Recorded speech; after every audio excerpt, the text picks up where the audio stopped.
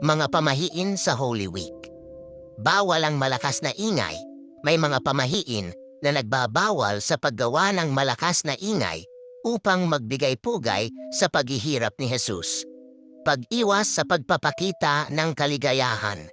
Ipinapayo ng ilan na maging mahinahon at iwasan ang pagpapakita ng kaligayahan o tuwa sa pamamagitan ng paglalaro, pagpapatawa o pagdiriwang tuwing Semana Santa bilang pagpapakumbaba at pagbibigay-pugay sa pangungulila sa paghihirap ni Jesus.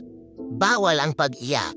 May mga pamahiin din na nagsasabing bawal umiyak tuwing mahal na araw, partikular na sa Biyernes Santo upang hindi daw madagdagan ang hirap na dinanas ni Jesus. Bawal kumain ng karne. Ito ay bilang pagpapakumbaba, paggunita sa paghihirap ni Jesus at paggalang sa kanyang sakripisyo at yan sa krus. Bawal mag-TikTok. Teka, bawal ba?